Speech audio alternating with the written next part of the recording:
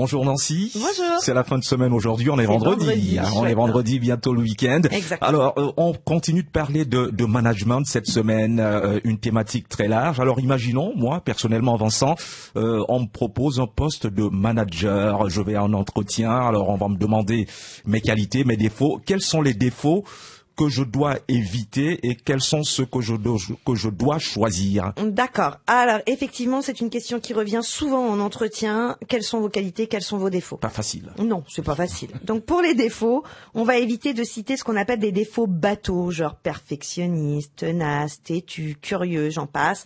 Autant de défauts que les recruteurs entendent régulièrement.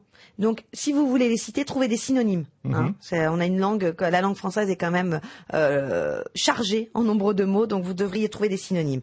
Ensuite, il faut éviter l'emploi de superlatifs. Je suis très exigeante. Je suis trop rigoureuse. Je suis très carré. Voilà, je suis très carré. Je suis trop sympa. Je suis trop ouverte. Non, on arrête. Mais si c'était vrai, c'est possible. Oui, bah c'est possible, mais ça se dit pas. Voilà, hein, c'est comme ça. Donc, non, on évite les superlatifs. On essaye aussi de transformer son défaut en force. Par exemple, votre entourage, donc pour connaître ses défauts, le premier sondage à faire, c'est son entourage. Ne vous inquiétez pas, ils vont pas vous rater et ils vont vous les donner vite fait. Donc, par exemple, on vous dit souvent de vous que vous êtes autoritaire.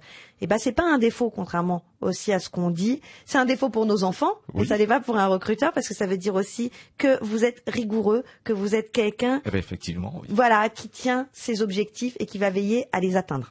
D'accord? Si on dit de vous que vous êtes lent, genre, oh là là, mais Vincent il est gentil, mais il est un peu lent, hein. On lui demande de faire quelque chose, il met 3 jours. Oui, mais c'est une qualité, parce que quand il va nous rendre le dossier en question, ça sera parfait.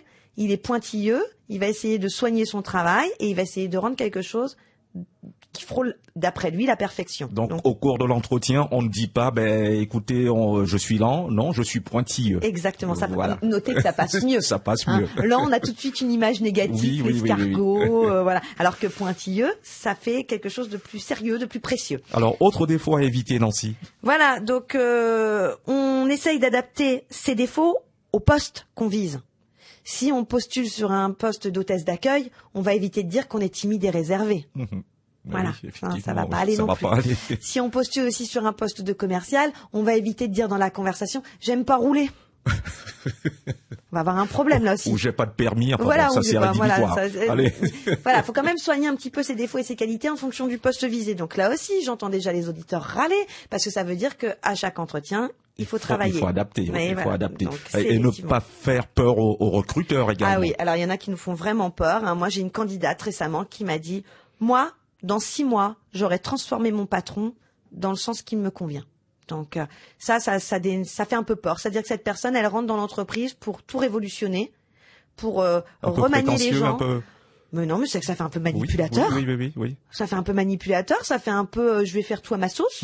Vous m'embauchez, bien vous en prenne. Moi, je vais vous retourner les meubles, la déco, les employés, etc. Et je vais tout faire comme je veux. Donc non, c'est pas bon. On fait pas peur aux recruteurs. Le recruteur est gentil. On va se quitter là-dessus, Nancy. Bon week-end. En vous souhaitant un très bon week-end et vous retrouvez Jean-Christophe la semaine prochaine, comme d'habitude. À bientôt. Merci Vincent, au revoir.